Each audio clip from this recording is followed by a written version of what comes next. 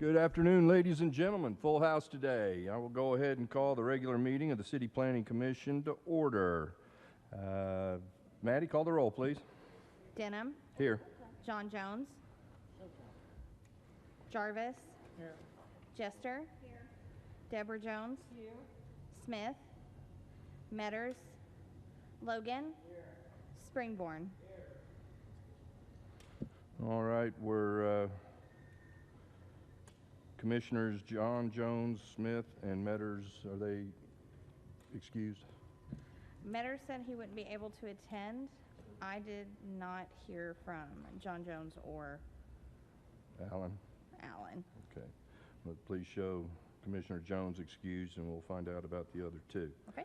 That gives us 6. So that is a quorum, correct? It is a quorum. Barely. Meeting was posted in accordance with the open meeting laws? The meeting was posted. Thank you. All right, item 4, consider approving the minutes from the October 12th, 2023 meeting. They are in your packet.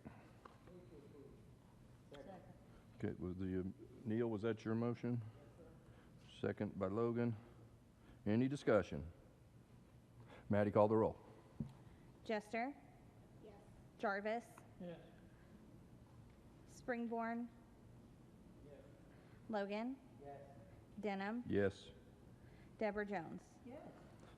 Passes 6-0. Item 5, consider approving the minutes from the October 26th, 2023 meeting.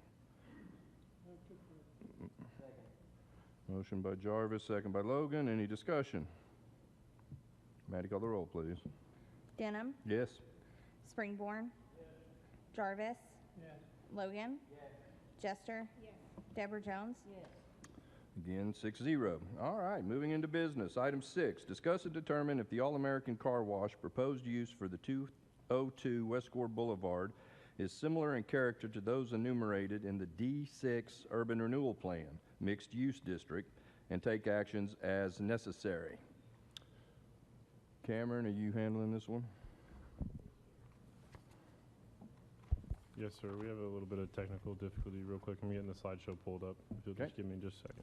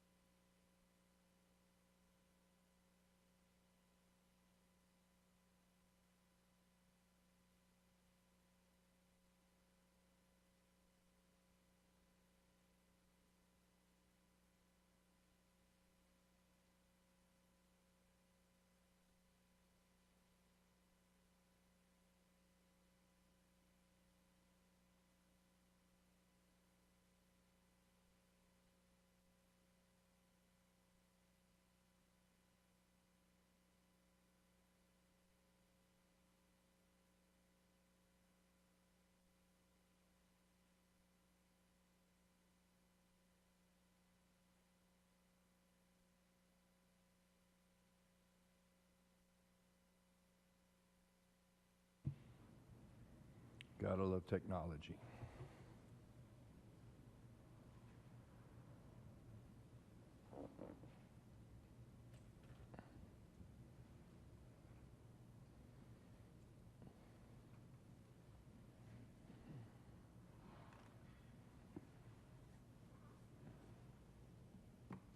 John?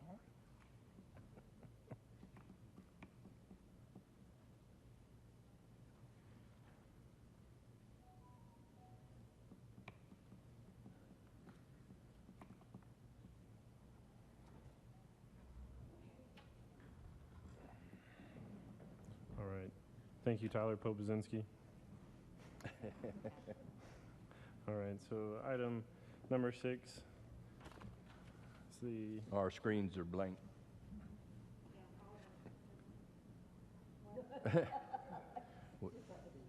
We got one screen working. Can we let the rest of us join?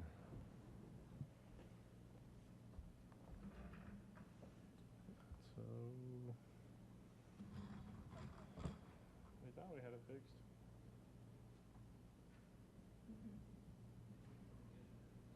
Screen 3 is the one that is up top.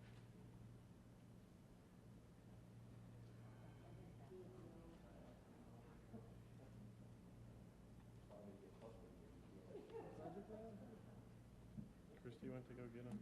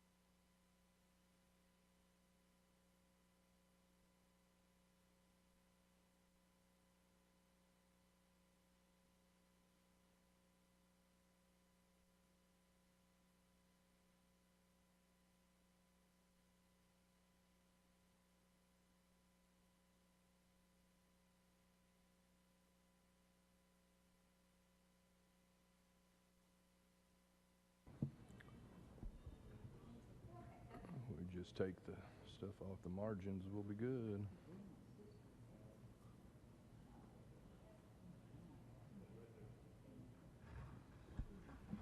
All right, this is the best we can do. It won't go into the presentation mode on our screen. So I'll just give a brief background on this item. Building permit application was submitted by Racer Car Classic Investments for a car wash to be located at 202 West Gore Boulevard. Here's the location at the southwest corner of Gore and 2nd Street. Here's the proposed site plan for the car wash. This is located within the Urban Renewal Plan, more specifically in the Civic Center Urban Renewal Plan, and this land is classified as a mixed use. Here's some 3D renderings they have provided for the proposed use. The reason this is being brought to the City Planning Commission is this use is not specifically listed in the Urban Renewal Plan. So it comes to the Planning Commission for their determination whether The use is similar in character to those enumerated in the mixed-use district. By reason, this should not be more obnoxious or detrimental to the area in which it's located by reason of noise, offensive odor, smoke, dust, vibration, traffic congestion, or danger to life and property than those uses enumerated in the mixed use. So this is brought to you for your determination whether it's similar in nature. If you guys determine that it's not a use that is similar, then this will go through the uses permitted on review process, and it will go to LURA and then go through that uses permitted on review process if they say yes. We do have Racer Classic Investment, who has provided us with a presentation of their own that they'd like to give. If you guys want to come up to the podium, I'll put up your presentation. And if you'll Do they need please, to sign in? yes, we'll need you to sign in.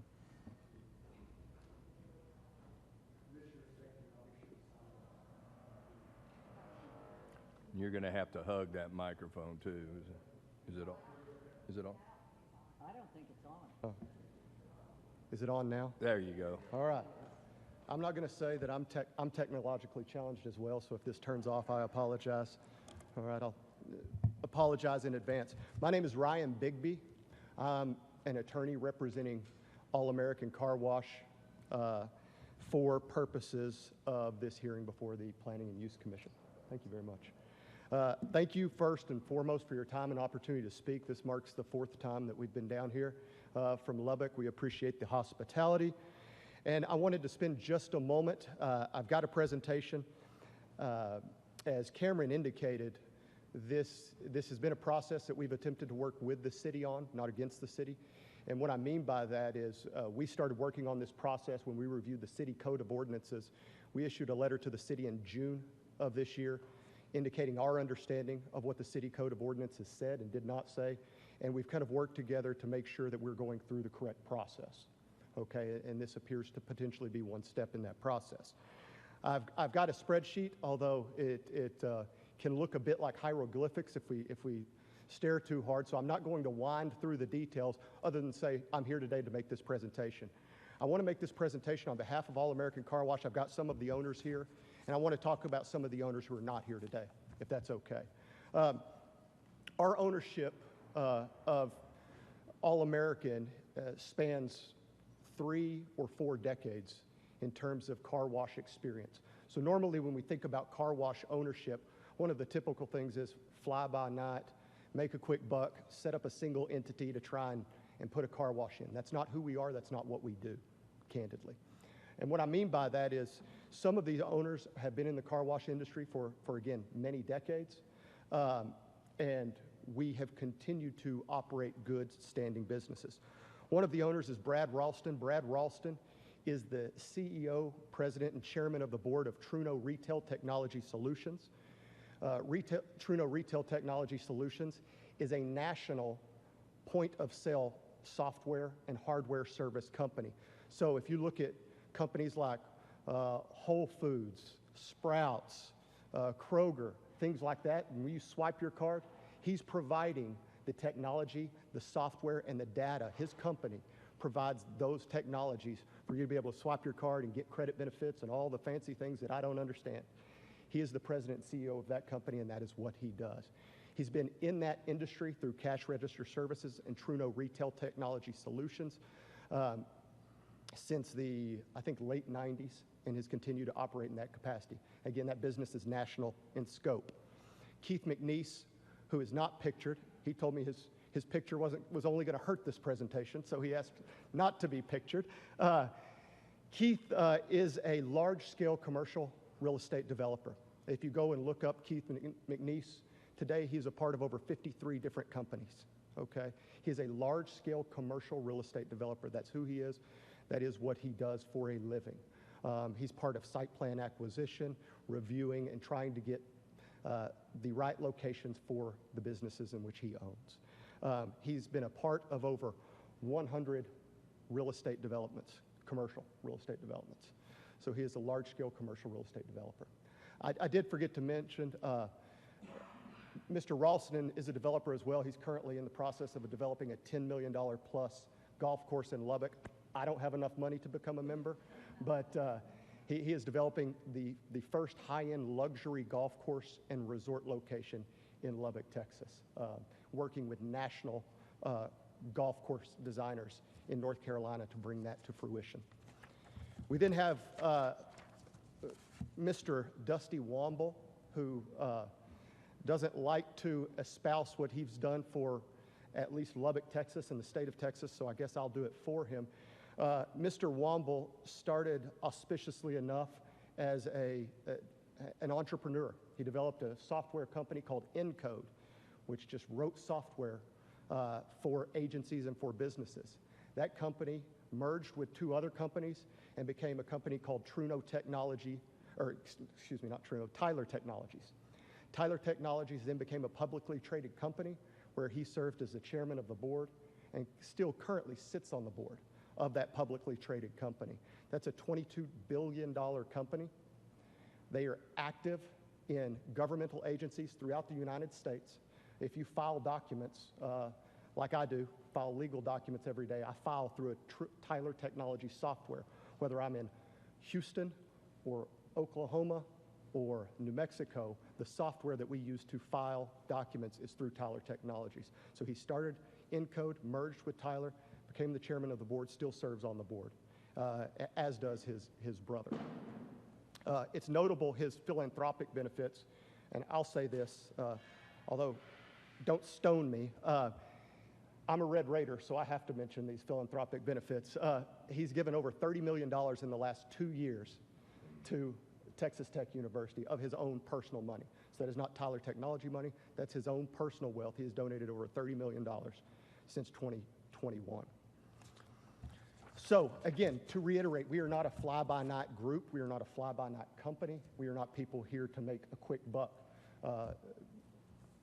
What we do, what All American does, is establishes high-end car wash experiences along with community partnership. That's the business model, candidly. The business model is to become a community partner, become a community member, and have the goal, anyway, is to have kids love to go to the car wash. Have kids love to ride in the car wash and see the fancy lights and see things as they go through the car wash. It's a family-oriented business experience. And we create that through our partnerships with the community. One of the partners, after they're finished today, listening to this presentation, is about to hand out 4 Teacher of the Year awards to teachers here in Lawton. So we do that annually, okay? So we try to get ingrained and become partners with the community and deliver a high-end car wash experience. What you might think of in your traditional car wash model is what I've shown here. This is at least the model I grew up with, candidly. It's the only car wash that was located in my small town in West Texas. So this is what we had. You wash, you put some coins in, half of them work, half of them do not, and you kind of go through the process and get about half of a wash. So that's the traditional car wash model. That is not us. So I want to be very clear, that is not us. We have gone in special use districts. We have gone in historical districts in the past, and we continue to do it throughout the state of Texas, and we'll show you a couple examples. The most notable example that we have established today in terms of our build standards and our special use districts is in the city of Bernie, Texas. That is our Bernie, Texas car wash and location. As you can see, Bernie, Texas is a German historical community, and they have very specific build sites and build standards with what they would like to see in the car wash. Notable is some of the retaining walls that they requested and some of the fencing and landscaping that they requested, as well as the Austin stone, which is a staple of that German community. So that's a Bernie location located in, again, a historical use district. We also have been in the high-end districts in San Antonio, Texas, again, to mirror or map what that particular district or that particular development requires in terms of stone, layout, roof materials, landscaping materials, etc. You'll notice in this photograph that we have a flagpole. That's a part of typically all of our car washes. We note that there's already a flagpole in the center of the street here.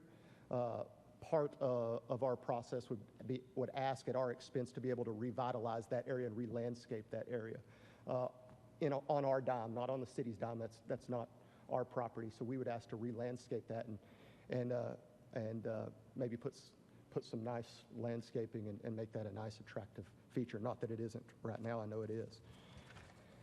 So with regard to Lawton, we currently have one location in Lawton. That's a car wash off of Cash Road. Now, it should be mentioned, that's a car wash that I think it was red, if I remember correctly. So we've gone in, we've put in some new equipment, we've re-landscaped, we've put new paint. We were somewhat hemmed in that car wash, candidly, by what we could do. We've already got entrances, we've already got exits. It's an existing car wash shell, so there's not a lot you can do with that in terms of, how to relay out that property. That is not what we have here. Our proposal, although I don't want to speak out of turn, I think this building was vacant at the time we purchased it. Our proposal is to match the build standards of this community and this district, specifically the red brick standards that seem to be important to the community in the district. This is an initial rendering, so it should be mentioned that these can change, right? These can change to match what the city would like to see, what Lura would like to see. So this is not fixed in nature in terms of we have to do it this way. But we wanted to give you a representation of what some of the red brick features might be on this property. They can be more, they can be less, they can not be there at all. But the impression that we got when visiting with city members and members of the community is the red brick is important to the community. The red brick in this area is important to the community. And so we wanted to attempt to bring part of those features into this build. And again, these are just some other photographs. It should be mentioned that there is an existing building here today, right? So we would anticipate our construction infusion and cash infusion into this building would be about $5 million all in. We've obviously paid for the property, but we'll spend several million dollars more revamping this property to get it to what we hope would be something that's attractive to the city. That brings up an important point. All told, we would like to invest in terms of investment in this community, not counting the car wash that already exists. Our anticipated investment is $10 million plus on the construction and purchase side, okay? So we anticipate investing, obviously, God willing, we anticipate investing over $10 million. And we'll talk a little bit more about some of the other additional benefits in just a minute. Now, some of the uses that are allowed within this district, quite candidly, and again, maybe this gets me in trouble. I hope not. I think, number one, I think we fit within this mixed-use district, but there are some allowable items in this district that are currently allowed by statute that I would argue that we are more attractive than. I've listed, and again, I'm not attempting to offend anyone, but I have to speak on behalf of my client. I think we are more attractive than medical marijuana processing and growing facilities, which are currently allowed in this area. I think we are more attractive than another gasoline station or than a taxi or limousine service company. Those are currently allowed. And the reason I say that I believe we are currently allowed is because Section 39 of that same code allows for retail sales and services. So I'm just a dumb dirt lawyer out of West Texas. So what I did is say, well, what is retail sales and services? Because that may have different meaning to different people, right? So retail sales and services are those items which are provided to a consumer that are goods or services, so you can have retail goods, retail services, but they're provided to a consumer for that consumer or that end user's benefit. So they're services provided to a consumer for the consumer's benefit. A car wash is provided to a consumer for the consumer's benefit, okay?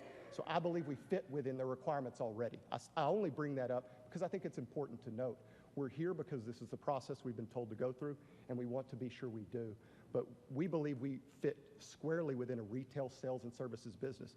As a matter of fact, I've spent now 13 and a half hours of travel to and from Lawton in my 3 stances. And while I'm there, I try to find a place that retail sales and services does not include a car wash. I have not found that. I've only found the opposite. I've only found that retail sales and services are something that includes a car wash. Now, again, we've talked about some of the businesses that are pre-approved. We've got some properties and locations that already exist. We believe we are going to be a flagship for that area. Would you go back one? So we believe we're going to be a flagship for the area. We believe we're going to be a nice, attractive building. We're going to drive patronage to the area, and we think that we want to be and bear the community's flagship building, structure, architectural design. That's why we're willing to spend so much money to do so. You know, I mentioned local benefits just a bit ago. And the reason I did that is because, again, that's part of what we do. When we talk about local benefits and local benefits to the community, I think it's important to know that this is not something that we haven't done before. We have gone into areas that are being revitalized before. And one of the things that we see, some commonality, although not everyone, but some commonality is, how do you increase patronage in that area? How do you increase people shopping at the businesses that you're trying to put in that area? And one of the benefits we have as a car wash that maybe not every company has is a car wash typically brings people to that area that might not otherwise go into that area. They wake up on a Saturday, they have lunch, they go wash their car. Well, they might go to an area that they wouldn't normally go to a car wash, in which they have a membership program or in which gives a quality car wash. So we bring patronage to an area that might not otherwise see that patronage. That is good for the businesses that surround that car wash. We typically bring those on Saturdays and Sundays.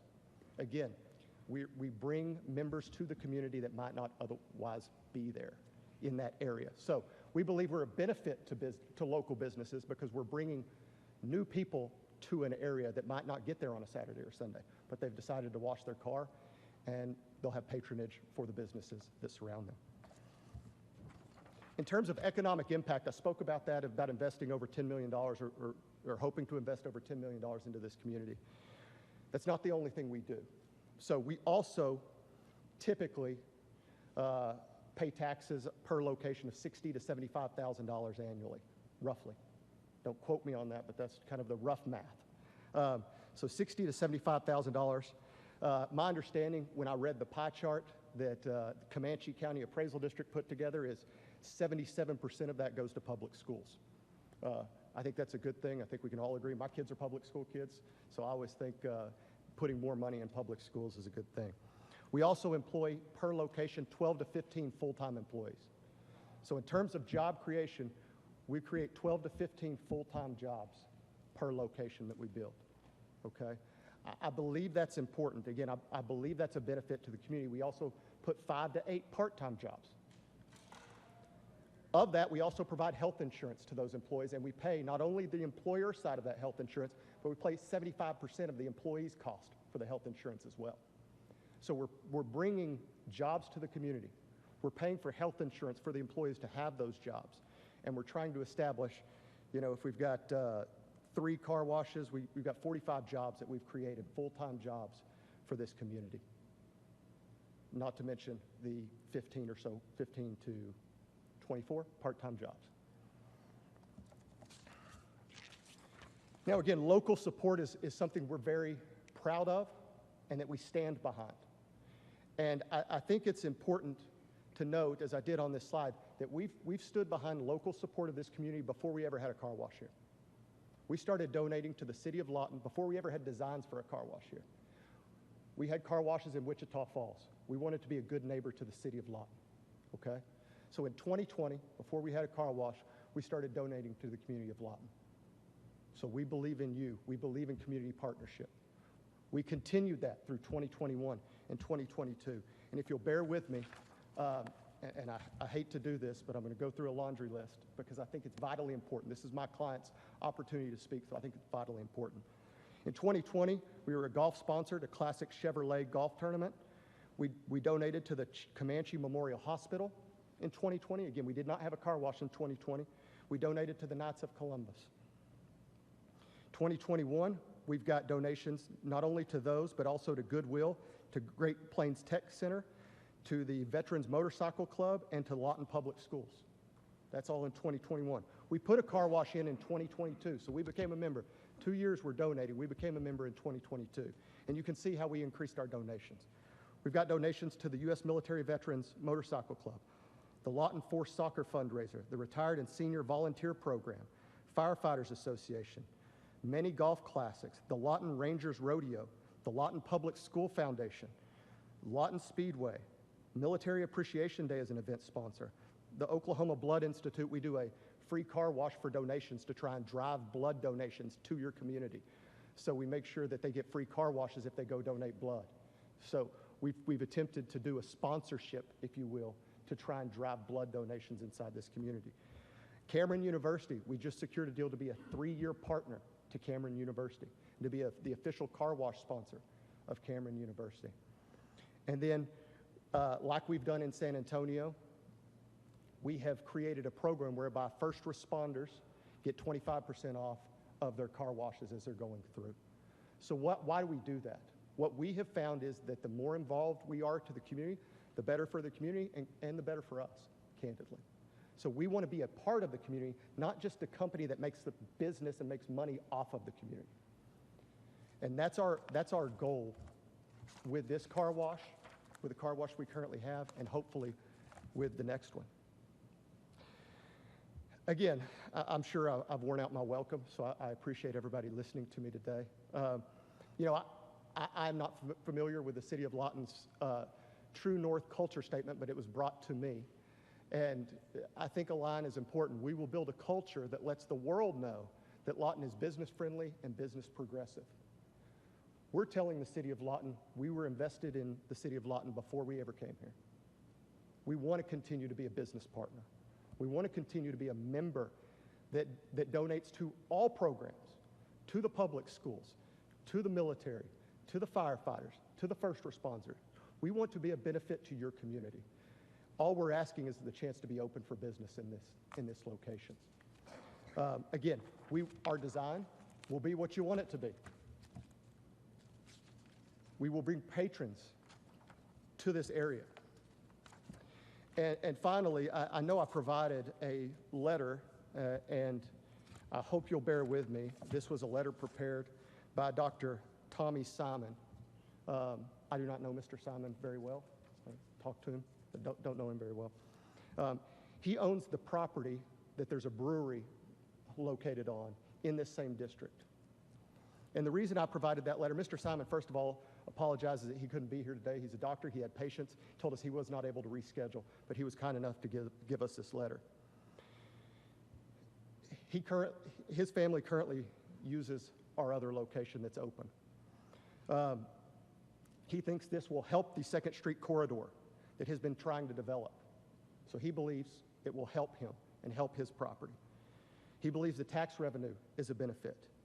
And finally, I wish I were as eloquent, or I should have started with this. He stated, we need businesses like All American in Lawton. We're a business. We're not a private equity company. We're not a holding company. We're not some corporate company. We're individuals located in Lubbock, Texas that have a history of opening successful car washes, trying to open another one in Lawton. And we agree and concur with Dr. Simon's statements. I want to thank you for your time here today. Obviously, I'll be here to answer any questions. I have the mayor, former mayor, I shouldn't say mayor, but former mayor of Wichita Falls. His term expired yesterday, 2 days ago. We have car wash locations in Wichita Falls. We have for years. And he can speak to what type of community partner we are. Again, thank you for your time. I'll be happy to answer any questions that you have. Any questions for Mr. Bigby?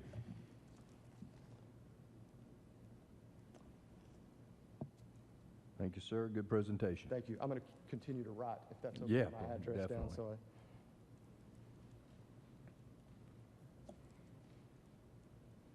Did you want the mayor to approach? yes, I would love for him to be able to speak if the Okay. commission would permit it. Thank you. Just go ahead and write your name down there.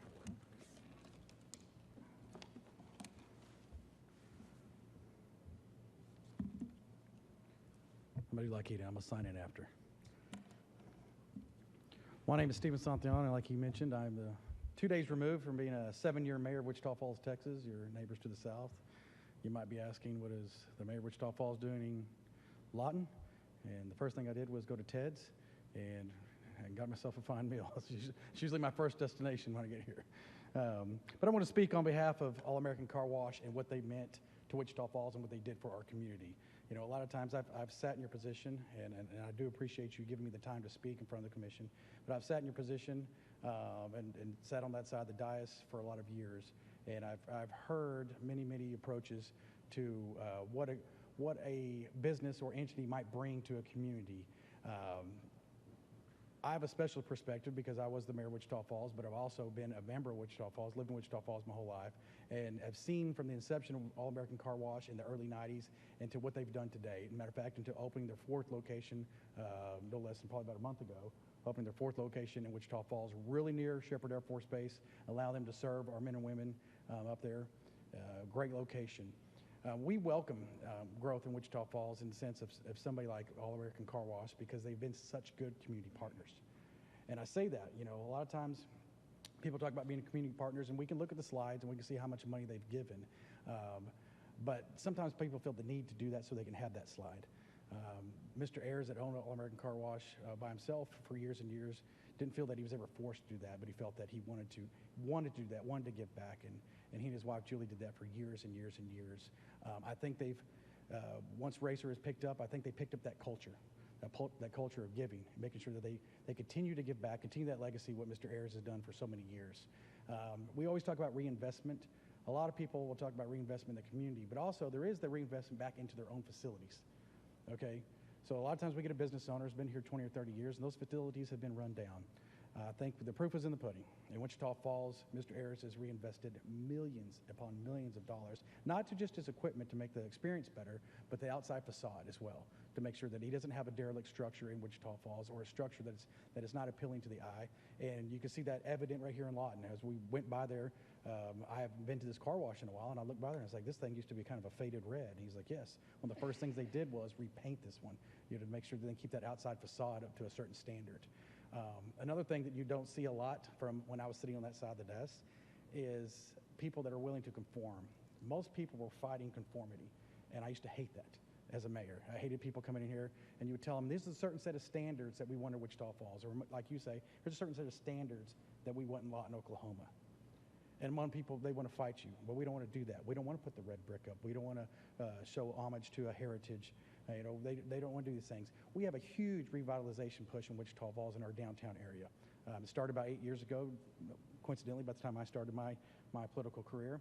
But our downtown needed some revitalization. I see so many downtowns across the United States, not just in Texas or Oklahoma, across the United States, that are revitalizing or redoing a certain part of their town. And we want to make sure that we put our time, effort, and money into that part of town. You know, we recognize that putting time, effort, and money into a part of town that's already growing organically was kind of a waste. You know, you want to do someplace that needed a little bit of help. We would welcome an All-American Car Wash downtown. Although we got one close near Shepherd Air Force Base, and we're very grateful for them, we would welcome something to help spark that, because we know for every dollar investment, you're going to get $10 back into that area. So we have a lot of conformity issues downtown in the sense that we want to keep our outside facades. You know, we have these really nice, beautiful buildings from the 1800s and the late 1800s, and we want to make sure that they keep that outside facade. They can do whatever they want with the guts of it, but you go downtown Wichita Falls and you see these beautiful buildings where 8 years ago, these were a part of Wichita Falls that I couldn't get people to buy a building. Old derelict structures that were used as warehouses that people just did not want to buy. And with a little effort from some people that took a chance, you know, and businesses that take chances, we were able to help that revitalization process. We call it the public-private partnership. You know, the public did a little bit of their part, but the private did the most part. And it's to the point now where that area of Wichita Falls doesn't need the public push anymore. That area of Wichita Falls is booming, and we would welcome somebody who wants to drop $5 million. We still, to this day, in my 8 years of being mayor and on council, never had anybody that wanted to drop that much money. We do have a brand new hotel out there, about $50 million hotel, that is helping spark a lot of this. But I always tell with that spark, you get a lot of fire. All American Car Wash can be that for this area. You know, we talk about the economic impact, you know, and how many times that dollar is churned over. It's even hard to calculate. We've had people from Modesto State University try to say, all right, how many dollars in sales do you have, and how many times is that going to turn over? You know, jobs is one thing, you know. I believe jobs is one thing. I believe that the city is a partner automatically off the bat with sales tax. I tell everybody, every business that opens in Wichita Falls is an automatic 2% partner. Wichita Falls is a 2% partner in that business. And people say, I don't understand how. I was like, because of the 2% sales tax we get to keep. So we want these businesses open as quick as possible. And when you're looking to put a business in a revitalized part, you know, if they're willing to conform, which I always find was strange, you know, most people are fighting this conformity, and they're willing to say, what do you want us to look like and how do you want us to be there? I think that's a real blessing when it comes to somebody that's wanted to drop, you know, a multi-million-dollar project there. If you can see, conformity is it hasn't been an issue with them. As I look at those slideshows, just the Bernie, Texas, I look at that place, and they talk about that stone facade. You know, that's not something that they had figured into a budget. That's something that had to come after the fact. There's, you know, the city of Bernie's like, hey, if you're going to build this car wash here, by the way, it needs to conform to the rest of the buildings around us. And that's something that came out of pocket, and they were glad to do that because they want to be good community partners. So yes, I am your neighbor to the south, and I do thank you 100% for allowing me to speak today. But I just wanted to give you a sense of what All American Car Wash has done for Wichita Falls, in the sense that they've been very, very philanthropic. They've been a great community partner. They have hired so many of our citizens. These are kids that have, well, a testament. Chris started when he was when? 17 years old, and now he's here as a partner in All American Car Wash. What they've done, I've had family members work there. Nephews. I actually had one of my neighbor kids just applied to start his first job there. It was, I guess, drying the cars. But what a great experience. So they've been a good community partner for a lot of years since the early 90s, and I think they'll continue to do that. And I think they'll be able to do that here for the city lot, and as you've seen witness to already with their existing car wash. And I just think it's going to be a good thing for that area, because that spark really does create a fire. And I want to thank you for your time. Mayor, thank you very much. Congratulations on the conclusion of your terms and the good work that you got done. I can finally breathe, my friends. Finally breathe. Welcome back to the public. We got another former mayor in the house, so. Do we? You know how I feel then. You can breathe. Kick your feet up. All right, Cameron, where do we go from here? So we're looking for if anyone has any discussion between the members, and ultimately we're looking for a decision whether or not this use is similar in nature. If they vote yes, the car wash is permitted. If they vote no, this moves to Lura for their determination.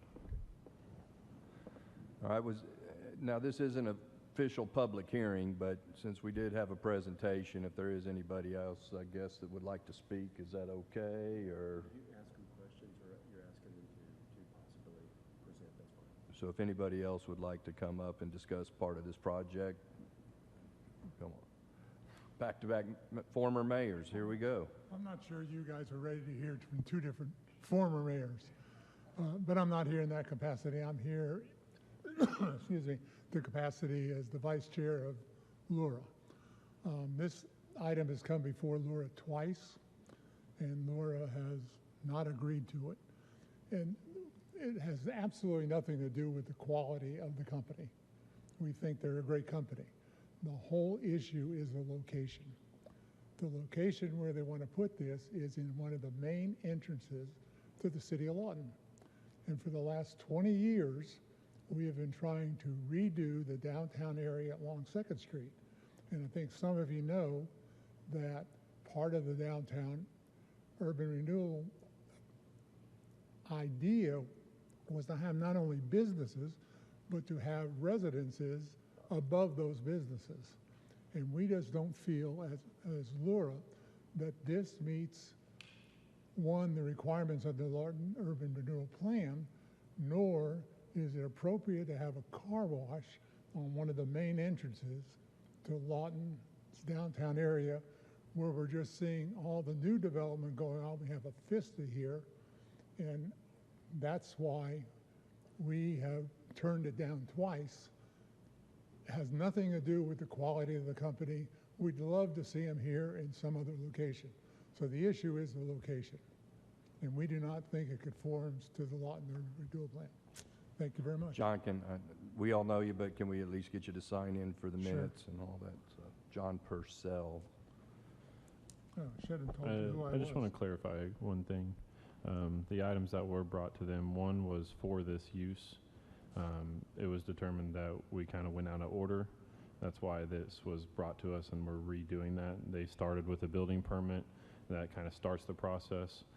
So we both had kind of missed a few steps, and so the reason why I went to Lura in the first place was it's kind of out of order. So to start the process, we got a building permit submitted.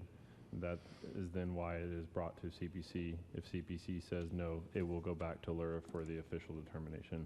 But like I said, if CPC says yes today, it's declared as a similar use as the ones enumerated above, and they would be permitted to go. I do want to notate one more thing on the agenda title. There was a typo or error that I want to correct. It was enumerated in the D6 Urban Renewal Plan.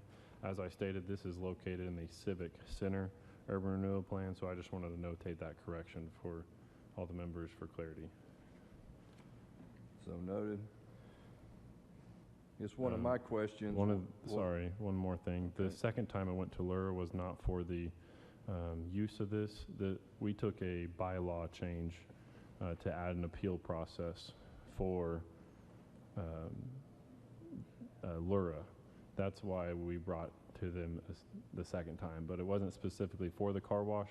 It was to change the bylaws to add an appeal process to the bylaws. Okay, thank you.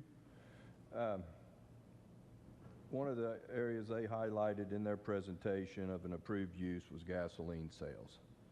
Is that what I would refer to as a gas station? One of the approved uses in this area is for gasoline sales. And I guess something else I saw on there was convenience sales. So is there a different structure set up for the convenience stores we have in town? Are they a different part of the descriptions? Because any E-Z-Go you go to has a car wash. So if a gas store or a gas station's allowed in this area, it would more than likely want to put in a car wash. And if it's allowed in the other areas, is it without saying, I guess? So I would think that those car washes for those gas stations would be considered an accessory use. They typically don't have vacuums outside or any use that is being utilized outside. It's contained within the building. There are other uses in this area, such as the car dealership that they mentioned, things like that. Those uses specifically say that the use needs to be within the building, not to have the uses outside the building. And so I think the car wash, as you said, at the gas station would be an accessory use and within the building, solely within the building. So. Any other questions of staff or presenters?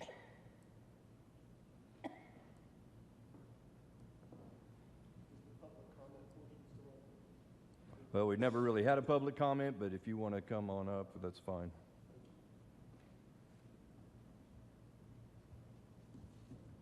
And we'll need you to sign in. If you want to go ahead and talk, sign in afterwards, that's fine. Okay.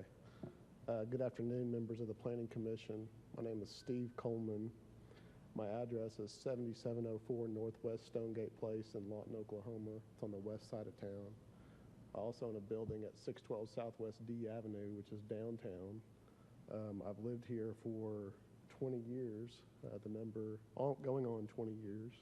My wife works for Comanche Memorial Hospital. We're raising 3 active and sometimes obedient kids here in our community. And so I'm going to kind of echo what our former mayor said. I'm a lawyer here in town, so I want everyone to know that. But I come here today not with I'm going to have my lawyer hat on for just a minute. And then I'm going to take it off. I'm going to speak as a member of this community.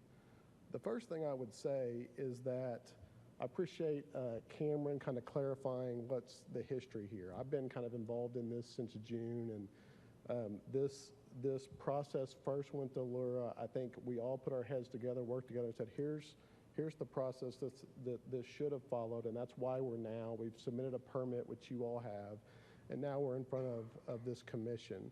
And so we're trying to go down the right path, and I think we've worked well with the city to get on the right path, and I believe we're on that now. And I also wanted to point out that as we look through all the codes, as you were, Mr. Denham, I want to just reiterate Section 39 that relates to retail services. As Mr. Bigby said, a car wash is a retail service. We can't find anywhere that says otherwise. This is a retail services, so it fits within this district by definition. And I think that's something that I would hope would garner a lot of your focus. It should. Now I'm going to switch to my Lawtonian hat. Me being here at someone that lives in this community like you all, I serve on various boards of the city. We all have the same goal in mind. We want Lawton to be the best place it can be. I think we will all agree with that. So as we consider businesses that may come into town, which is part of your charge, what are things, just general things, that we should think about? I came up with 5 or 6 of them that I think are super relevant. One, is the business sustainable? Does it have a proven track record of success in our community or elsewhere? I think the answer in this case is a resounding yes. They're operating a successful wash on Cash Road. We have a mayor from a neighboring city to the south here talking about the impact on his community. And I think that means a lot that he's here to say that, to talk about that today. So is it sustainable? Yes. Is it a business that's service-oriented? And to me, there's 2 prongs to any business that would be service-oriented. First of all, does it provide a service to the citizens of our community? In this instance, it's a retail service. But what does that mean? Does it meet a personal need to the citizens? Yeah, we all have cars. We all like to get them clean. Mine often isn't, but again, I'll let my kids take the responsibility for the cleanliness level of my car, but they do love to go through the car washes. But yes, it clearly meets a service need for Lawton. Second, is it a service to our community? Bronte, could you put up slide 23 again? How do you answer that question? Is it a business that invests in local causes and schools? All Americans been doing that before they came here. Does it actively support the community outreach and events? I'll be honest with you, when I was first contacted with this, around that time, I was at the Bull Nanza event at the Coliseum with my kids, sitting there and looking around, and I'll be darned, there's a big flag from All American Car Wash. I was like, wow, they're supporting our community already, and they're not even here yet. That meant something to me because I live here, and I want businesses to come here that will invest in our community. They do it. Just take a look at slide 23. It's pretty impressive. Third, do they back frontline personnel? We live in a military community. People that serve are vitally important here, and their track record, again, checks this box over and over again. That's what they do. They come in and they partner with our community and they support us. So they check that box, 2 for 2. Third one, do they support our community? And this is one way you support, but another way you support is like, what are the taxes that do they bring into the community? Mr. Bigby talked a little bit about that. They're going to have a substantial tax impact here. That's slide 21. They're going to pay taxes at that location, and where do those taxes go? They go to our county, they go to our city, and they go to our schools. They benefit our kids. And when you talk about people that are thinking about coming to Lawton, one of the first 2 or 3 questions asked, as we all know, are what about the schools? Well, here's a business that wants to be here, that's going to inject income and revenue into our community, that's going to support our schools. 3 for 3, they support the community. Hard to argue with that just based on the evidence before you. Fourth, and I think this is a pretty important one, especially to this district that's very important and that we're trying to develop. Is this a symbiotic business? And by that I mean, does this proposed business add value to surrounding local businesses? Does it draw potential customers to this area that we've been trying to develop, Mr. Powell, like you said, for 20 years? And we're making progress. I drove in here last night, late at night, I drove past Holiday in the Parks. Anyone done that? Looks awesome, right? As you come in off the highway onto 2nd Street, it looks great. We're making progress. We'd all probably like it to be faster. So the question is, does this business and this location help? I think it does. People are going to go wash a car. They can stay in their car. They're going to come out. They can time it around breakfast or lunch and go to the businesses, the restaurants that we hope are going to be coming in down there sooner rather than later. So is it a symbiotic business? Yes, it is. That's 4 for 4. The 5th one, another important one for that area, and this is just a, this isn't some fancy term, but is it shiny? Does it look nice? Can it look nice? Is the proposed business to come in there willing to make it look nice? You've heard Mr. Bigby get up there. We've had a pre-development meeting to talk about, tell us what you want it to look like. Tell us what Lura would like it to look like, and we'll work with you. We'll work in that regard. We understand the red brick area is important. Okay, let's do it. Let's build it that way. Let's design it how you want. How many businesses are going to come in here and say, yeah, just tell us how you want it to look and we'll do it? That's what you hear them say that's been said over and over again. So that's 5 for 5. The 6th thing is selection. And this is something that I think is kind of personal to each one of you. Is this what I would like to be there? And I think if we polled everybody and said, what do you want there? We wrote it down, we'd probably get 6 or 7 different answers. But I would submit to you that if you're 5 for 5 on all those, that's a pretty darn business that's coming to our community. And so 6 shouldn't really matter that much.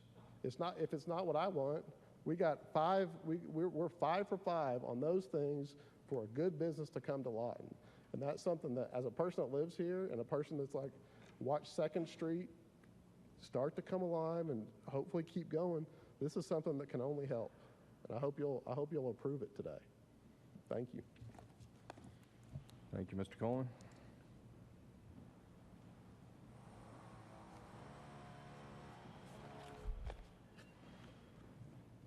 We definitely have a lot to consider here. So, commissioners, is there any commentary amongst y'all?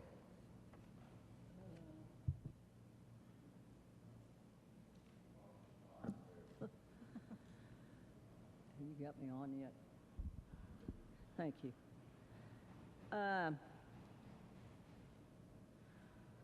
First of all, ladies and gentlemen,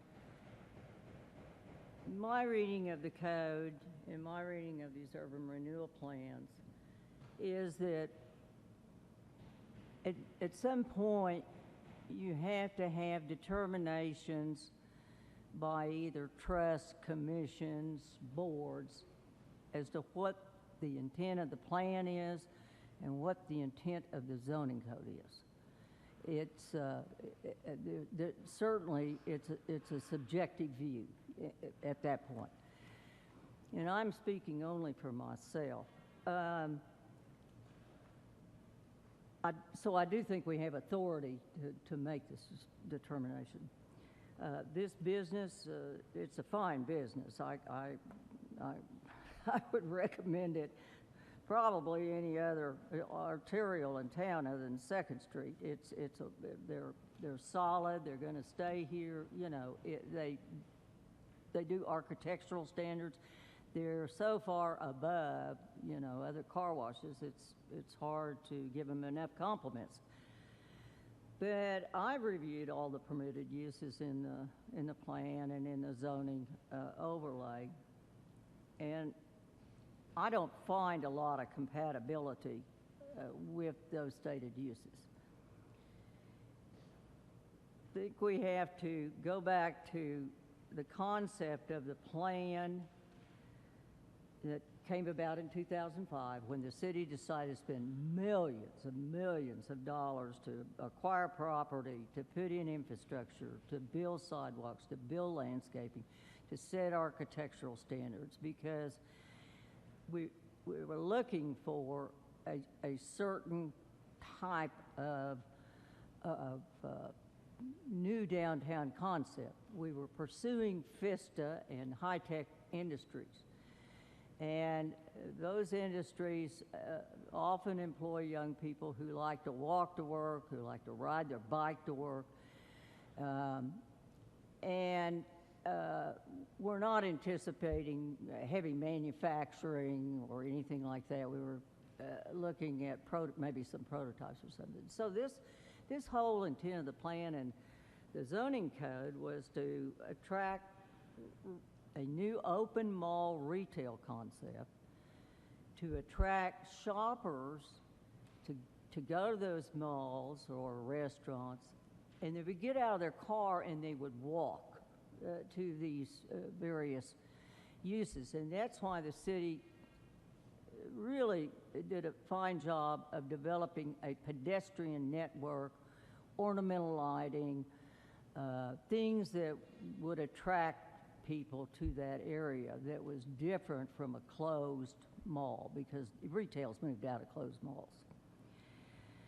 It also had a component, particularly on the west side of 2nd Street, where we wanted to have some low-density housing, maybe 4 apartments above a storefront. Or, you know, I'm not talking high-rise, this is Lawton, Oklahoma. But we wanted to have some low-density housing for employees of these businesses that we were seeking. So you would, obviously, if you were down there, you'd live and you'd work, and you would have some kind of entertainment, the brewery, you know, shopping, whatever was listed in the plan. So that was the concept. And I think we're moving rapidly toward that concept. Vista is up and running now. It's not a concept. Retail is moving again. This is evidenced by new businesses going down there. I think Zales just went into the shopping area.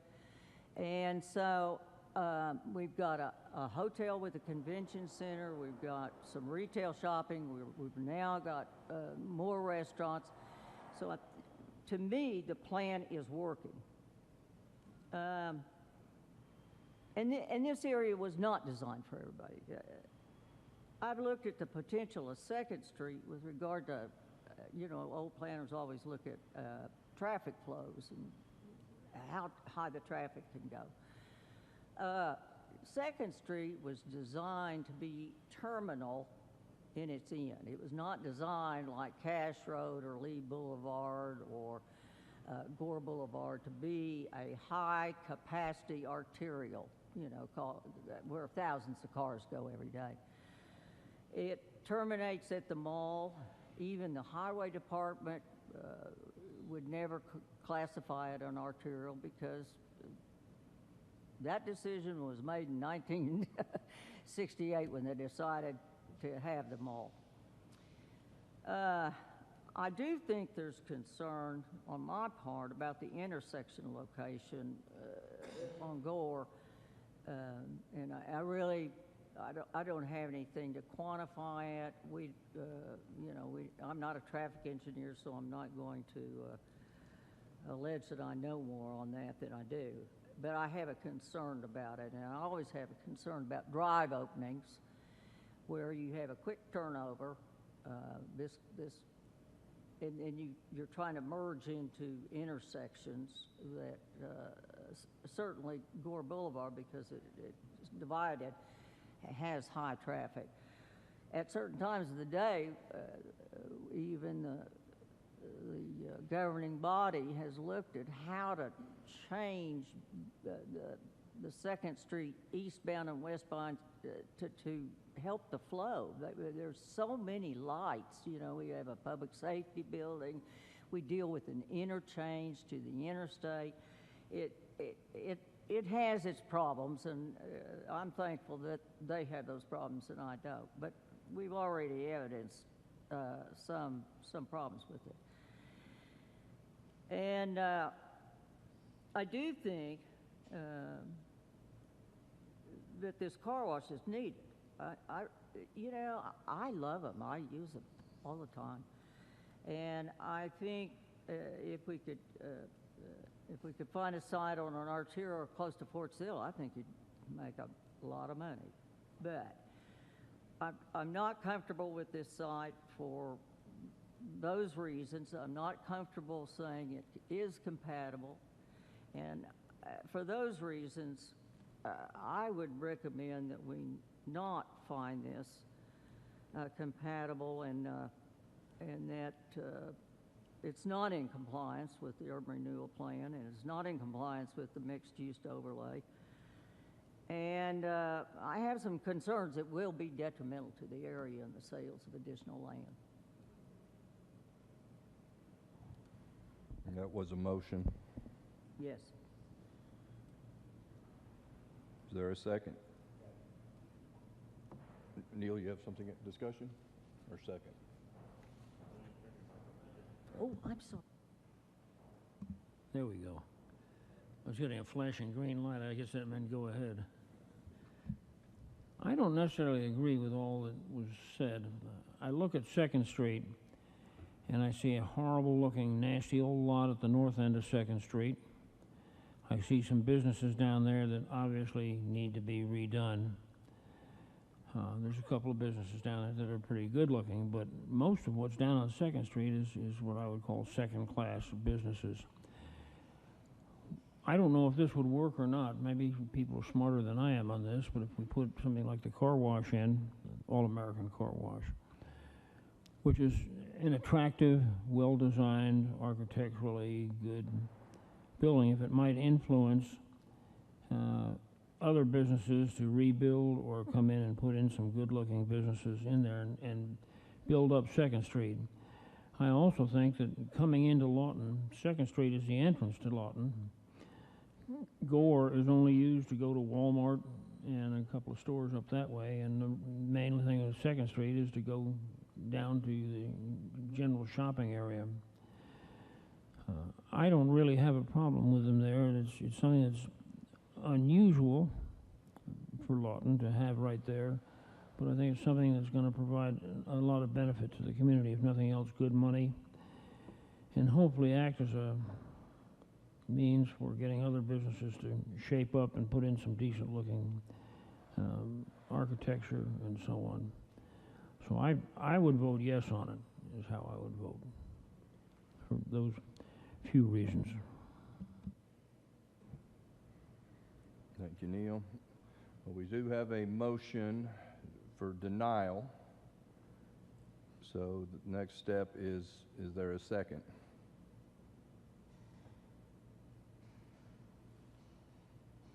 Hearing none, that motion dies. So Neil, did you want to make that a motion on your part? Yeah, I move that we accept the plan and the, I don't have it in front of me exactly what's been proposed, but I move we accept it. Oh, okay, oh, yeah. As council has pointed out, what we're just trying to find out is this a use similar in character of the allowed uses in the code. So we're not approving the business at all. We're just saying, is this business similar in nature to uses that are allowed? Okay, then I move we agree with you on that.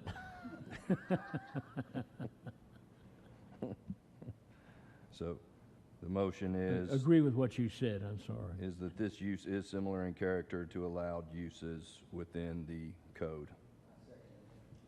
Second by Logan. Further discussion?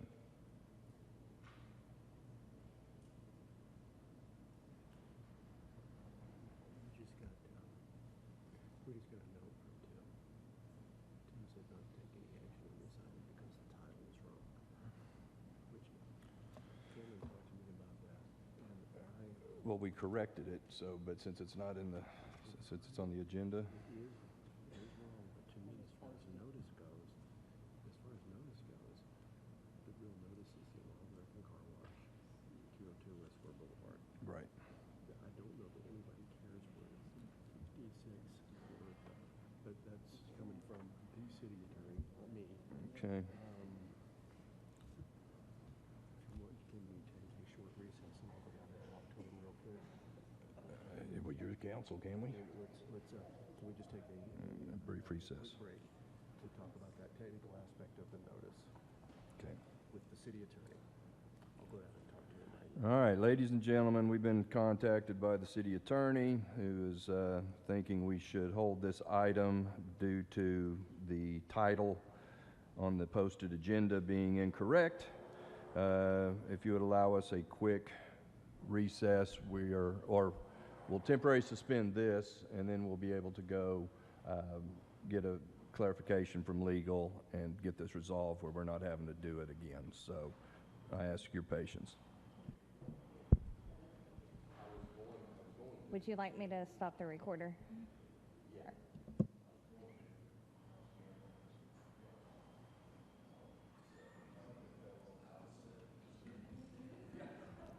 Was it something I said? Actually, no, this time.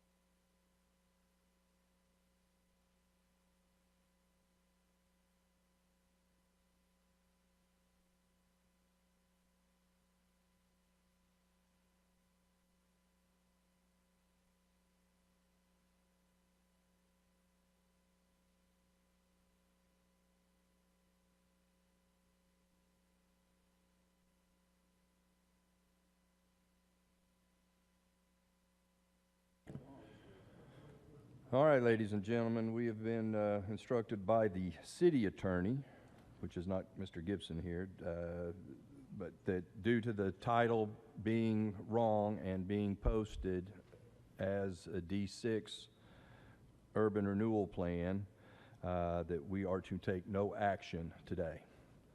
So our next meeting, scheduled meeting, is December 14th.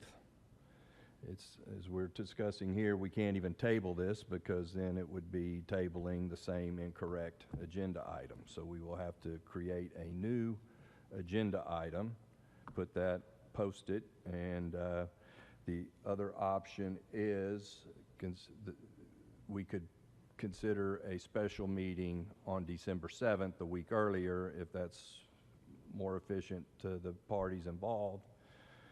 Time being money, I understand, so those would be the options we have at this. Staff can get with them and determine whether or not the 7th or the 14th would work better for all parties.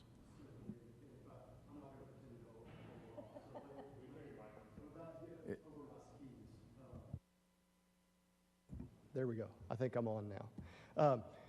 I know in Texas when I deal with these development issues, so again, I'm not licensed in Oklahoma, I'm not licensed to give legal advice.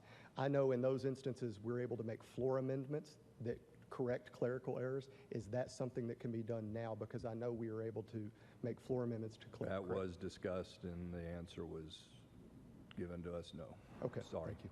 That would have All right, been thank very easy, but Yes, thank you.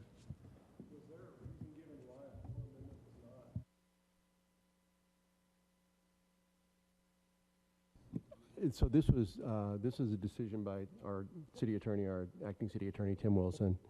And it all has to do with the notice. And it is Open Meetings Act. The notice is technically incorrect. And Tim said because of that, because of the notice, not because of the motion or anything that went on here, but the notice is incorrect, and therefore no action can be taken. That's the word I got.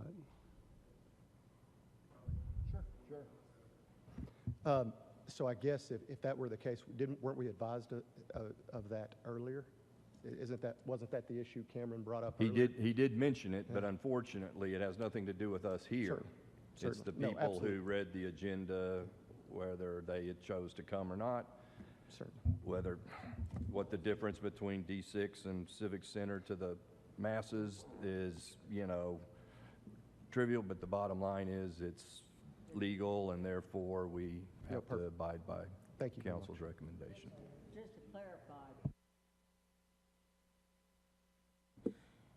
the D6 boundary description is different from the Civic Center, and so that causes the posting problem. My apologies to all here for this item and for all here for the following items for this. We got in 4.5 innings and got called count of rain. So the game to be made up in its entirety at the next scheduled date. So please work with staff on 7th, 14th. We do have the meeting scheduled for the 14th. So we were stretching a quorum today. If we schedule one for the 7th, we'd probably be risking it during the holidays and whatnot. I don't know, but we may have a better shot at the 14th, but I'll do my best to be here if it's the 7th regardless. So, but anyway, that's kind of where we stand. So I apologize, and we will, I guess, have to move on to the next agenda item. Sorry, folks.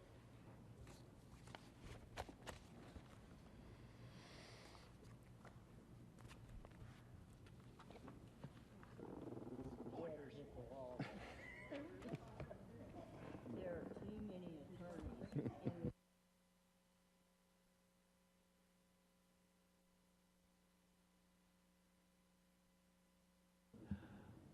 I need to ask the attorney, do you have to read me my Miranda warning now since I gave an illegal motion? I don't have to, but I want to. All right, folks, let's soldier on. Item number 7, hold a public hearing to consider a request for an amendment to the 2030 land use plan for the public facility to commercial and change of zoning from the PF Public Facilities District and R3 Multiple Family Dwelling District to C5 General Commercial District zoning classification for the property located at, 6725 Northwest Atlanta Avenue. I think we've been here, done that, so. Yeah, so this has been brought to your attention before on the 09/14/2023 and 10/12/2023. The reason that this is being brought back to you, we have, the applicant has reapplied. The area that you can see that was R3 was not included on this property. They have changed deeds and made the correction, and this R3 area is now actually included in this property. So they want to rezone the whole area as C5. The site plan is still the same. It's an existing structure that they want to use the automotive garage out of. The current zoning is PF and R3 on the north portion, and the proposed zoning is C5 for the entirety of the portion. The existing land use is PF and commercial, and the proposed would be commercial. The access for this property was brought up in the past. In the previous meetings, they do have the easement documents. The water and sewer was brought up in the previous meetings. The city is actually replacing a 30-inch water line.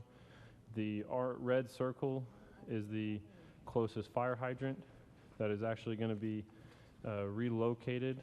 It is currently on the south side of the property line, and is going to be located on the north side of that property line from that building to the south of the red circle. So it will be closer to the building when they replace it. The fire marshal was contacted about this item, and he said that until he sees a site plan and knows the specific use that's going in, his determination on whether that fire hydrant is close enough he wouldn't be able to give that determination until the building permit process. There will be a OPEG screening requirement on the north side, which there is already a 6-foot fence there with the neighborhood. This was sent to 36 property owners within 300 feet on October 25th and posted in the Lawton Constitution on October 31st. There was a couple phone calls received just for clarification. No one spoke for or against this item. That's all I got.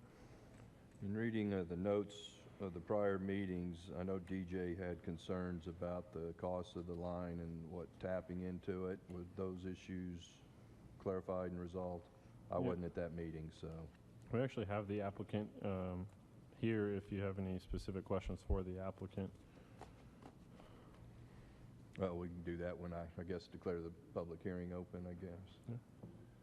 We will, okay. Any comments from commission before I open the public hearing? All right, at this time, I'll go ahead and declare a public hearing open to consider the request for the amendment to the 2030 land use plan from public facility to commercial and all the other stuff. Yes, ma'am. I think we,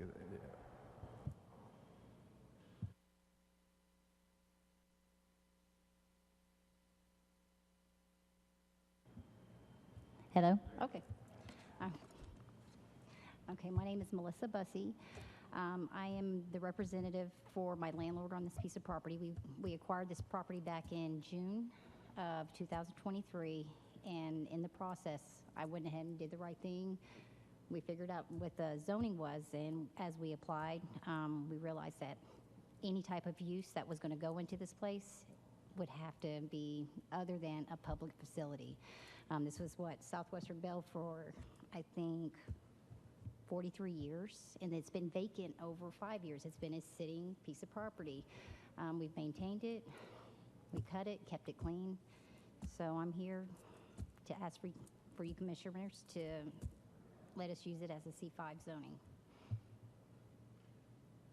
DJ, what was your commentary on the actual water line? The city is putting that water line in, but it's like a 30-inch, and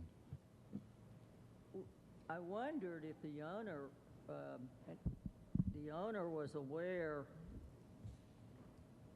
that if they tap a 30-inch, they normally have to extend a lower size line, like an 8-inch for, so many feet. And then they can tap it as a service line, a smaller line. And when you get into talking about tapping, unless the city does it, it's just horribly expensive with regard to a big line like a 30 or a 24. The tapping saddle's huge. And so on the infrastructure, I'm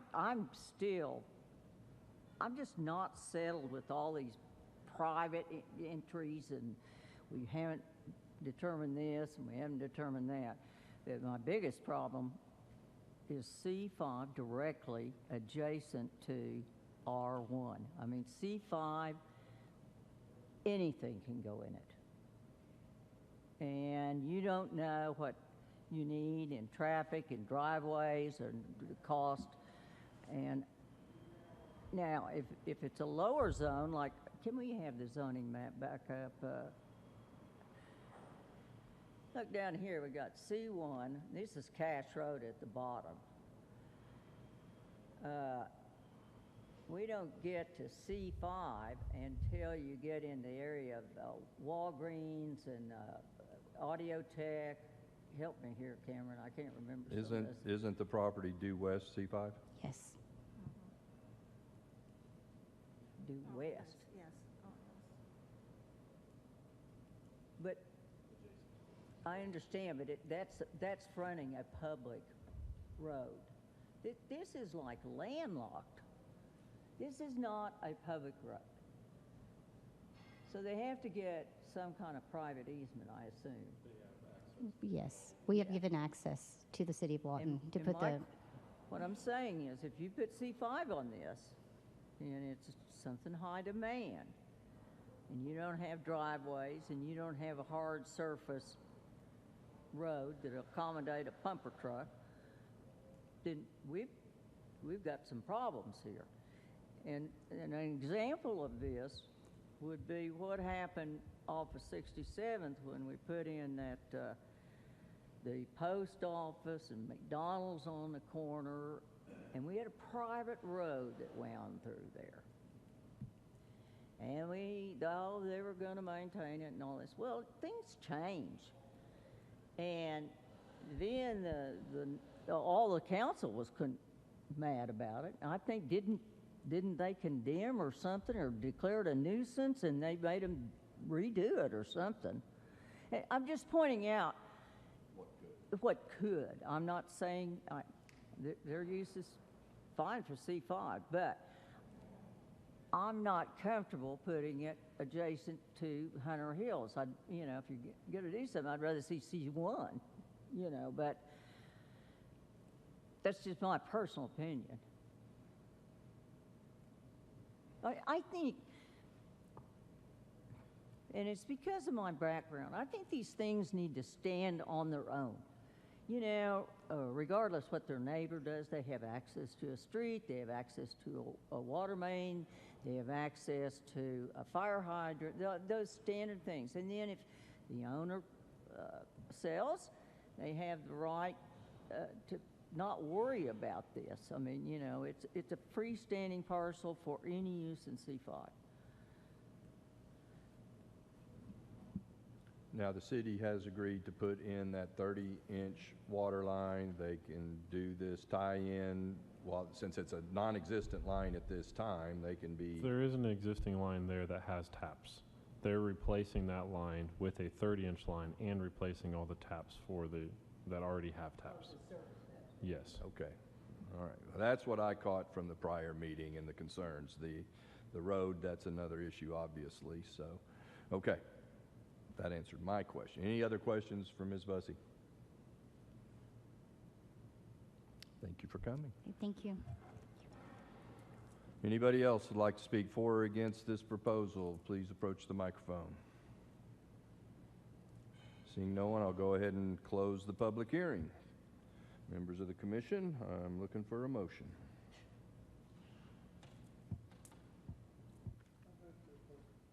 We have a motion to approve by Mr. Jarvis. Is there a second? Second by Ms. Jester. Any further discussion? Maddie, call the roll. Deborah Jones. Denham. Yes. Jarvis. Springborn. Jester. Logan. It passes 5-1, and DJ, I do appreciate your looking out for the overall big picture, and not once have I ever heard the "I told you so" come from you, but and I hope I never do. But I'm not here. Memory's going quick. but thank you. That item passes 5-1.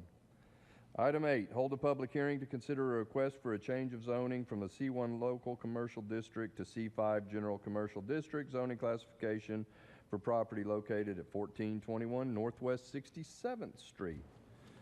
Something going on over there. 67th area is popular. Good afternoon. Tyler Powazinski with the City Law and Planning Department. To talk about this property. Bussy 3 LLC is the owner of this property at Lot 23, Block 3, in Great Plains Edition, Part 2. They are requesting to go from C1 to C5. They're currently building there as a strip center, and they would like to upgrade to a higher classification to add a potential of bakery, jewelry that is not allowed in C1.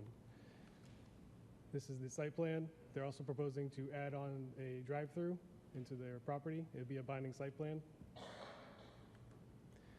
This is the current zoning. To the north is C1, south is C1, east is C5, and west is C5. The proposed zoning would turn into a C5. The land use map, everything's commercial except to the north, it's residential high density. And they're not changing any land use plan because it's already commercial. This notice is mailed to 22 owners within 300 feet on October 25th, and it was published in the Law and Constitution on October 31st. We have not received any phone calls for or against. Any questions? Good job, Tyler. I'm killing you. Any questions of Tyler before I open the public hearing? What is the minimum zoning for jewelry shop or bakery? Bakery is C5. C5? Yes. Because we just went through it with 58. What about jewelry store? I want to say the jewelry store is also because we just went through it with 58 Northwest Sheridan next to Hobby Lobby, and they want to do jewelry, ice cream, bakery, and the lowest zoning they could possibly do was C5 because of the jewelry and bakery. Okay. And Cameron's going to confirm. Guess the neighbors don't like smelling good baked bread. Shame on them, so, yeah. All right, I'll go, any other questions? I'm sorry. I'll go ahead and declare the public hearing open. Anybody who would like to discuss this item for or against, please approach the microphone. Give us your name. Seeing no one approach, I'll close the public hearing. Again, is there a motion from the commission?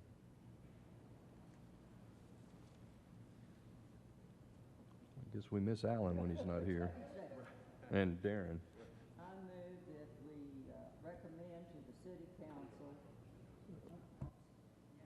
did this again, I'm sorry. I recommend that we recommend rather to the city council a request to change zoning from C1 local commercial district to C5 general commercial district zoning classification for the property located at 1421 Northwest 67th Street. Is there a second? Thank you, Neil. Further discussion? Maddie, call the roll, please. Logan. Jester. Yes. Denham. Yes. Springborn. Deborah Jones. Yes. Jarvis. Unanimous, 6-0. Bring on the ice cream. Life's a better world with ice cream, so. I think we ought to look at the code. I don't know why a jewelry shop and The bakery or yeah, five. I know. Commissioner's comments when we get there. Item number 9, hold a public hearing to consider a request for a change of zoning from the C1 Local Commercial District to C5 General Commercial District zoning classification for the properties located at 3402 Northwest Cache Road and 3403 Northwest Oak Avenue, Lawton, Oklahoma. Tyler, 2 for 2. Yes. So currently, this property is owned, both properties are owned by Bank First, and they are leasing out to KV and Sons LLC, who is the applicant to rezone this. To the north, they're trying to build a strip center, and with the keystone being a Dunkin' Donuts, and further on, other type of stuff. To the south, the 3403, the plan is to build an apartment complex. They did come to us with a pre-development meeting. We feel that there was a little bit of confusion probably on the rezoning because it's already C1. There's a site plan with the strip center to the north and then the apartment complex to the south on that strip of land. According to this plan, binding site plan, they do meet the setbacks. They did not tell us how many units will be going into that apartment complex. The zoning right now for both is north C1, south C1, east C5 and C1, west C5 and C1. This would be the proposed zoning that they're requesting.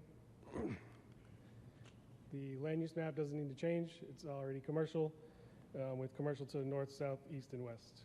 This notice was mailed to 14 owners within 300 feet on October 25th and published in the Lawton Constitution on October 31st with no calls for and against. Any questions? On the southern parcel, on the Dogleg, can't you build apartments in C1? Yes, you can. That's why we feel that there might have been some confusion on their part when they applied for this rezoning. We did have a pre-development meeting, if Cameron want to talk more about it. So there's no need for the C5 on the Correct. on the south Staff's parcel. recommendation would be to leave the southern portion as C1 Okay. and rezone the north Northern portion portion. as C5 Okay. because the use that they're wanting is already in the C1 zoning. Thank you. Yes. So there's no need for the binding site plan or anything like that? No, the binding site plan is still needed. It is because of the adjacent. Commercial on the other side, or on the south? No, the binding site I mean plan the is put in place residential? is because of the residential uses. Yes. Oh. And they won't tell us how many units? They have not discussed that with us yet. So, There is a number of units that will be the maximum for that, and that's already put in place by code. So no matter what, when they apply for their building permit, they won't be able to build more than that maximum amount. and then that's an occupied house to the east then. That's why they just have the panhandle. They didn't procure that land. It's owned separately, correct? If you recall, and I don't want to, the 3400 block of Oak and the southern block to the alley were zoned, and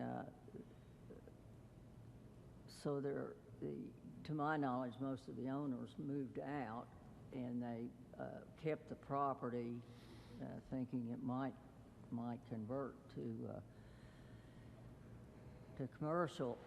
So I think all those houses are occupied on the north side of Oak. So that's one. If they don't need the zoning, let's not do it. No, you know. agreed. Yeah. Okay, did I, all right. I'll go ahead and open a public hearing to consider this request for a change of zoning from C1 local commercial to C5. Anybody like to speak for or against, please come up to the microphone. If you could state your name, and then when you finish, you can sign in and we can.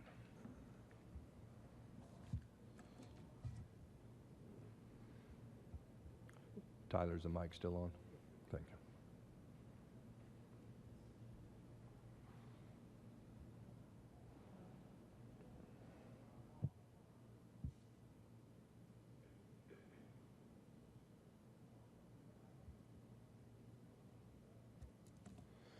Thank you all for it. Let me get up and talk today. I'm counsel for David Preston, the owner of 3402 Northwest Oak. We share some of the concerns that you expressed today as well. My name is Jonathan Preston. I'm his son. I'm also family counsel. We have some of the same concerns that you all expressed today. We're concerned about the number of apartments. The street is currently in disrepair and has quite a few potholes on it and is currently used as a cut through as those trying not to go across Cash Road. While we appreciate U-Haul revitalizing the Kmart property so that it's no longer empty and not at risk of attracting vagrants, it has increased the amount of traffic on the street, and as you so eloquently pointed out, most of those residential structures are still occupied, and so we have a real concern with the zoning being changed because I think it will interfere with my father's use and enjoyment of the property. With commercial property, there comes different lighting requirements that we think would shine in through the front windows of the property in addition to the noise that would come, especially if there was a large apartment complex built. That is another concern. A concern that my client fought for many years was when they were constructing the new E-Z-GO is the amount of trash that was blown into the yard. I know trash is part of something that we battle today in the world, but we can only imagine with higher density residential or commercial uses of that land across the street that it would produce more trash and become a nuisance to my client's ownership of the property. And really that is the concern, and along with the light and the usage of the street and the street not being properly maintained as it is, it would be the noise that would come from higher density residential and commercial use at this time. Okay, Jonathan, if you don't mind, is the property you're discussing the sleeve on the east of the proposed change or to the west? Lot 1. Lot 1. Oh, south of Oak? Okay. May I ask the staff a question? If we rezone on C5 on the northern parcel and it's already C1 on the southern, is a screening fence required on that site plan for Lot 1? So the screening on the north portion, yes. And then the screening from a high-density apartment to the residential use to the west and east as well. Okay, that's why I wanted to answer your question because you brought up trash. Thank you. Yes, absolutely. And I think we have a concern about where the trash would be located on said property. If it's at the back towards our property, that's a real concern for us. And correct me if I'm wrong, but from my reading of the site plan, there's going to be a rear entrance for that apartment onto Oak, which I think is, as representing the property owner for Lot 1 on the corner, I think that could possibly interfere with our use and access of the driveway there. And so those are the concerns that we have. And, if you do decide to do this, we would ask that speed humps be put on the street to slow traffic down coming through the area and use it as a deterrent, as a cut through. I understand if you're going to have residents there of the apartments, that they're going to need access to their apartments, but I do think that if this is going to go forward, that we do need to put some, slow down mechanisms or some sort of constraint in place so that we don't increase traffic on this road, since there are families that are still living there and families could move into this area. You're not going to use the potholes as constraints? Well, I think that could, but I don't think a lot of people would see that as a constraint themselves. Yes, ma'am. It's terrible. Now, according to the site plan, it looks like the only entrance is on Oak. Is that correct? There is a shared access to the north. The lot would be connected to the commercial lot to the north. And so that's when they go through the Yes, so drive-through and all that, so, but they can go north of the drive-through, I guess, to get out, so. Yes, that's our concern. I'm a regular Dunkin' Donuts customer in Oklahoma City, and I can attest to you that the drive-through can get rather backed up. So my thought is that if people are going to use that, they're probably going to cut through to come. You want the speed bumps on the apartment land as far as that goes, right? Yes, by that's yeah. our main concern, is that if this is going to go through, I understand that they want to invest in the area, and I completely understand that, but I also want to make the street, one, I want it to be able to handle the traffic. I'd like it to be better maintained, and if it is going to go forward, we'd like to have speed humps And ultimately, we would not like to have the access for the commercial area, at least coming out to Oak. That's a concern for us to drive traffic across that because, Dunkin' Donuts is open from 5 a.m. until 9 or 10, and I think it would really interfere with the quiet use and enjoyment of the property. Very good. Any other questions for Mr. Preston? Thank you, sir. Thank you all for your time.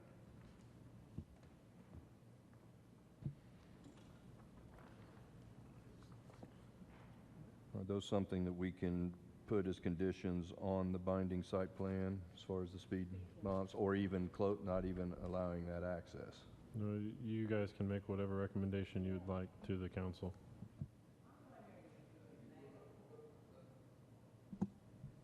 Chairman, I'm wondering if we could make a kind of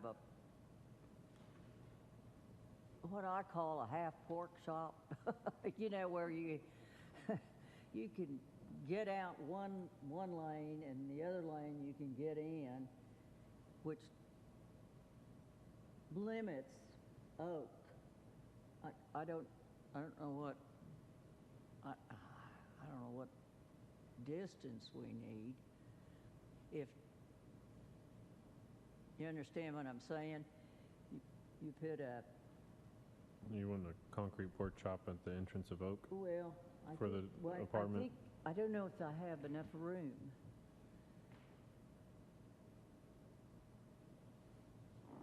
Is that similar to what they have over at like Chick-fil-A? And Yeah, it limits the coming out. You're going out literally on 35th, right? It was 36th? 34th. 34th. Well, it changes. It's 35th. Yeah. And it, 36th. Yep. So the concrete pork chop would be essentially 34 right turn in and right turn out only. Yeah, So and it'd split the traffic between Oak and 34th. Could we ask the traffic engineer to look at that and see if that's feasible? And I'll try to make a real fuzzy motion. Well, we're still in the public hearing. Okay, and then speed bumps on this site plan, we can put that on. Okay, you can I list just that wanted as to a make condition. sure. Okay, thank you. Public hearing's still open. If you'd like to approach, please come on down. Again, if you'd like to state your name, and then we can get you to sign in after comments. Okay. Is this still on? Yes, it is. Okay. Here you good. Hi, my name is Melody Brink Meek. Been a property owner there with my parents, who were Dr. Melton and Irene Meek, our home. We've been in that home 70 plus years. Our property is 3410 Oak, right next door to the Preston's home. I'm assuming. South side of Oak, yes. Been there a long time. So we have seen a lot of changes with the car wash, the Easy Go, the H2O, the property across on North. That is so congested right there. It's a hazard, and people coming off of Cash Road onto 34th, cutting down Oak Street. It has become a major raceway. A lot of cars zooming, trying to get off of Cash Road to miss the light at 38th so they can get up to 38th and hang a left or a right, whatever they need to do. So that is a concern with the traffic, the congestion that has occurred just with those businesses going in. And I find it interesting, you just had a talk with the car wash company. That car wash that was built up there, we get a lot of noise off of the vacuums, that traffic noise on Cash Road, especially in the evening times. It just reverberates over onto our street. So I just needed to say that out loud. The U-Haul business that went in, there's a lot of people moving heavy trucks and stuff. It has so beat down our street. I don't think that street has been paved or redone in 60-plus years. The curbing is falling apart. The street, the asphalt, we've got potholes. They've thrown repair pieces in it, tar to try to replace it, but it beats down very quickly with the heavy traffic. Concerned with what might be going in the apartment complex. So I'm just going to touch on what Mr. Preston was saying about the trash, where the dumpster is going to be located. I'm not seeing where any fencing is going up to butt that noise, trash. The home that's sitting next to this, I don't think he's a property owner. I think he's a renter, but there's no fence there to help him on his side of the street either. So, yeah. We're also concerned about what goes in. What is the aesthetic appeal going to be? Are they going to have some trees, some grass out there, that runs along Oak Street if this should go through? Concerned about those apartments. Is a single dwelling, multiple family dwelling, We're a residential street, and now we're having to see all of this built. So that is our concern. Okay, we talked fencing, landscaping. What about the lighting at these new businesses going in? How is that going to affect all that glow into our homes? We won't even be able to be outside if those street lights, business lights, parking lights are onto our property. So these are some major concerns that we have as homeowners, especially on the south side. I realize there's a lot of empty properties because I've been there a long time and knowing that the home there on the corner that butts 34th Street, that was the Myers home. Grew up with them, they're long gone. The house next door, the Kilpatricks, they had a pet shop here in town years ago. The house next door, the rental property right there, that used to be the Nimzic's home. We've been established. The Prestons have been established there for as long as we have. So we're just concerned about what is going in over there, the congestion, the noise, the lights, the traffic. We need speed bumps. It's a dangerous area. As far as I know, on our street, there is one young boy that gets out there and plays, and he's in his driveway using his little scooter, stays in his driveway. But if he should ever come out into that street, the traffic that is zooming, speeding through there, it's a safety concern. So anyway, I appreciate you listening to me and our concerns. My brother was here, but he had to go back to work, so he was here to represent. Our apologies to him for taking so long to get to you. Ms. Meek, thank you very, very much for your input. And as far as it goes, my understanding is that with code budding a residential, that there will be fencing on both sides of this apartment complex. I assume also on the commercial up farther north. So pretty much where the red is on the west side. West property line, east property line, and the north property line of the residence on the east side of that. So can I just ask a few questions? Mm-hmm. So what y'all are doing, it's for local businesses or for general? No. What they've asked for is C5 on both lots, but we have I have a feeling I'm going to get a motion that we just make the northern lot C5. The other one will remain C1. Is that what you're asking about, the proposed use? Yeah. The proposed use on the north side is a strip center, and it's for retail use. So it would be a Dunkin' Donuts is their primary. They haven't necessarily stated what the other entities will be in that strip center, but it would be any C5 use unless otherwise specified by the council. And the site appears to have 5 proposed tenants. Do we know what's going off Cash Road, butting 34th? Is that like a drive-through business or something? Now, this is abutting 34th. Can you point at 34, Here, Right, yep, so the lot 3401 on the bottom right is the rental house. Above it is your Dunkin' Donuts with the 5 or 4 other businesses. And then that's all along 34th Street. Okay. Alrighty.